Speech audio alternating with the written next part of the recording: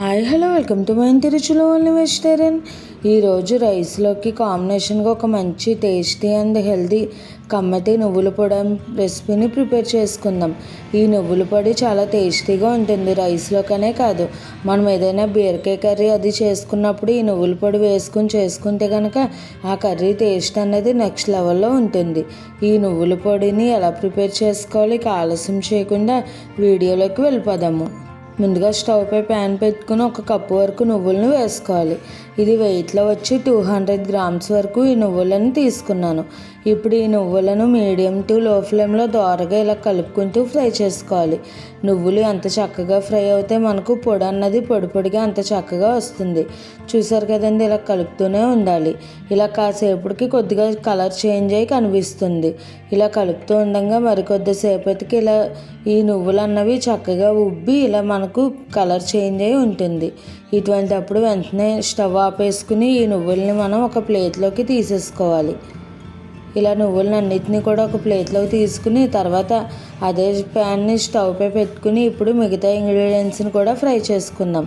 ఒక 2 tea spoons ధనియాలు, అలాగే 2 టీ స్పూన్స్ పచ్చిశనగపప్పు, ఒక 2 టీ స్పూన్స్ వరకు మినపప్పును వేసుకోవాలి.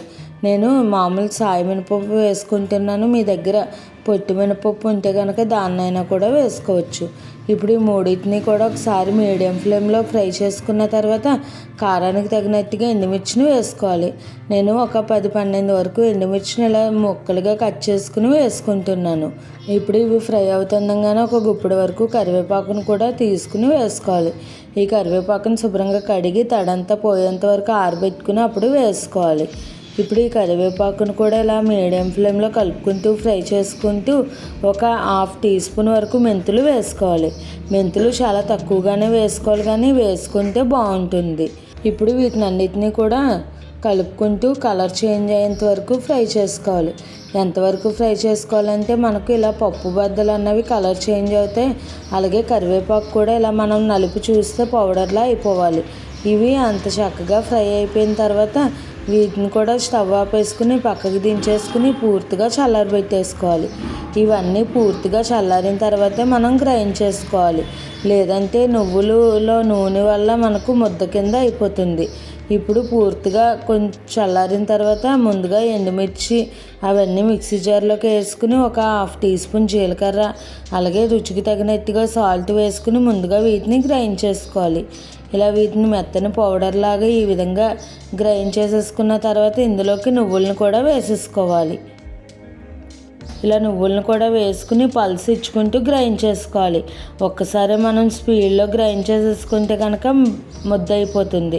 జస్ట్ ఒక 2-3 పల్స్ అలా ఇచ్చుకుంటూ గ్రైండ్ చేసుకుంటే ఇలా పొడి పొడిగా వస్తుంది. ఇప్పుడు ఇందులోకి ఒక 10-15 వరకు వెల్లుల్లి రేకల్ని లాస్ట్లో ఇలా వేసుకుని ఒక 2 పల్స్ ఇచ్చుకుంటే మనకు ఎంతో టేస్టీగా కమ్మగా నువ్వుల పొడి రెడీ అయిపోతుంది. చూడండి ఎంత పర్ఫెక్ట్గా పొడి పొడిగా వచ్చేసిందో. ఇది మనం మిక్సీ జార్లో గ్రైండ్ చేసుకున్నాం కాబట్టి కొద్దిగా వెచ్చగా ఉంటుంది. పూర్తిగా చల్లారిన తర్వాత ఏదైనా ఒక ఎయిట్ బాక్స్లో పెట్టుకుని స్టోర్ చేసుకుంటే మనకు ఒక 10 డేస్ పాటు నిల్వ ఉంటుంది. అంటే మరీ వాసన రాకుండా ఉంటుంది. దీనిని రైస్లోకి మిక్స్ చేసుకుని తినవచ్చు. అలాగే ఏదైనా మనం బీరకాయ కూర కానీ ఆనపకాయ కూర కానీ చేసుకున్నప్పుడు ఈ పొడిని జల్లుకుని కర్రీ చేసుకుంటే కనుక ఆ కర్రీస్ కూడా చాలా టేస్ట్గా అనిపిస్తాయి. ఇలా మనం రైస్లోకి కొద్దిగా నెయ్యి వేసుకుని కలుపుకుని తింటే చాలా బాగుంటుంది.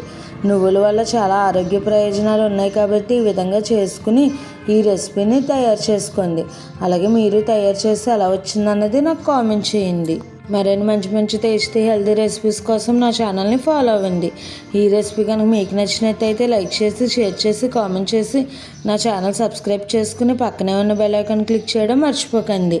Thanks for watching.